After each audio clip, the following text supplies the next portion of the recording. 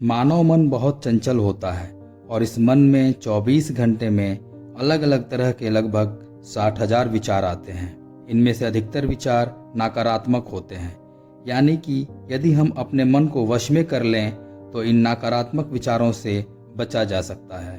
अब आप यह सोच रहे होंगे कि हम अपने मन को वश में कैसे करें, तो आइए जानते हैं कि भगवान बुद्ध ने मन को वश में करने के लिए क्या उपाय बताया है। एक गांव में एक लड़का था जिसका दिमाग बहुत तेज था। उसकी यह खासियत थी कि वह किसी भी काम को बहुत आसानी से और कम समय में सीख लेता था, जबकि उसी काम को सीखने और समझने के लिए अन्य लोगों को काफ़ी समय लग जाता था। लड़के की यह ख्याति दूर दूर तक फैल गई। सभी लड़के की तारीफ में कहने लगे कि उसके जितना बुद्धिमान कोई नहीं है। लड़का चित्रकारी, मूर्ति बनाना, गीत गाना जैसे अन्य कई कामों को जानता था। अपनी प्रसिद्धि को बढ़ाने के लिए वह अन्य काम और चीज़ों को भी सीखने लगा। इस तरह से उसे अपनी बुद्धिमत्ता पर अहंकार हो गया, क्योंकि वह साधारण व्यक्ति होकर भी कई असाधारण काम आसानी से करने लगा था। कुछ समय बाद भगवान बुद्ध भिक्षाटन करते हुए उस गांव से गुजरे और उनका सामना उस लड़के से हुआ। लड़के को खुद पर बहुत अहंकार था और इस कारण उसे किसी से ईर्ष्या नहीं होती थी, क्योंकि वह खुद को ही श्रेष्ठ समझता था। लेकिन पहली बार उसे गौतम बुद्ध को देखकर ईर्ष्या हुई और वह अपनी तुलना बुद्ध के साथ करने लगा। वह देखता है कि बुद्ध के पास भिक्षा मांगने के लिए एक कटोरा है और उसके पास ढेर सारा धन। बुद्ध ने साधारण वस्त्र पहने हुए थे और उसके वस्त्र कीमती थे। बुद्ध नंगे पैर थे और वह नंगे पांव जमीन पर पैर भी नहीं रखता था। इस तरह से लड़का एक नहीं बल्कि कई चीजों से बुद्ध के साथ अपनी तुलना करने लगा।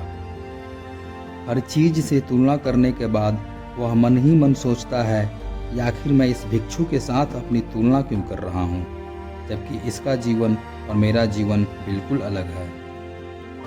वहाँ मौजूद सभी लोग गौतम बुद्ध का सम्मान कर रहे थे। लड़का सोचने लगा कि आखिर इनमें ऐसा क्या है जो मुझ में नहीं है, जिस कारण मेरे भीतर इनके प्रति ईर्ष्या पैदा हो गई। अपने मन में चल रही जिज्ञासा को शांत करने के लिए वह बुद्ध के पास जाता है। बुद्ध के पास जाकर वह कहता है, मैं इस गांव का सबसे बुद्धिमान व्यक्ति हूँ और आप अपने आसपास जो भी देख रहे हैं मैं वह सब करना जानता हूँ। मैं किसी भी कार्य को बहुत कम समय में सीख लेता हूँ, इसलिए सभी लोग मेरा सम्मान करते हैं। लेकिन फिर भी आपको देखकर मेरे भीतर ईर्ष्या पैदा हो गई, इसलिए मैं जानना चाहता हूँ कि आपकी उपलब्धि क्या है। सभी आपको इतना सम्मान क्यों दे रहे हैं? लड़के के सवाल का जवाब देते हुए बुद्ध कहते हैं, मेरी कोई उपलब्धि नहीं है, लेकिन तुम कह सकते हो कि यही मेरी एक उपलब्धि है। बुद्ध लड़के से पूछते हैं, क्या तुम्हें निंदा अच्छी लगती है? लड़का कहता है कि भला निंदा किसे अच्छी लग सकती है? बुद्ध कहते हैं कि जो तुम्हें अच्छा और बुरा लगता है, मैं इन सब से बहुत ऊपर हूँ। मुझे ना निंदा सताती है और ना अपनी प्रशंसा से प्रसन्न होता हूँ। यही अंतर है तुम में और मुझ में। बुद्ध कहते हैं, तुमने सैकड़ों काम सीखे, लेकिन सबसे जरूरी काम को सीखना भूल गए। लड़का पूछता है, कौन सा काम?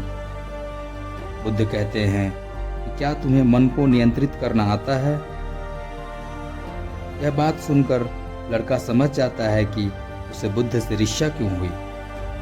बुद्ध कहते हैं, जिसने संपूर्ण जगत जीत लिया लेकिन अपने मन को नहीं जीत पाया, उसने कुछ भी नहीं जीता। वहीं जिसने अपने मन को जीत लिया लेकिन अपना सब कुछ गंवा दिया, फिर भी उसने सब कुछ जीत लिया।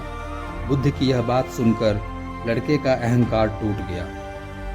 उसने बुद्ध से कहा कि क्या आप मुझे अपने मन को जीतना सिखा सकते हैं? बुद्ध कहते हैं, जरूर, लेकिन इसके लिए तुम्हें अपनी सभी उपलब्धियों को छोड़ना होगा। लड़का कहता है, मैं तैयार हूँ। इसके बाद से वह लड़का बुद्ध की शरण में आ जाता है और ध्यान लगाने लगता है, क्योंकि ध्यान से ही मन को वश में किया जा सकता है।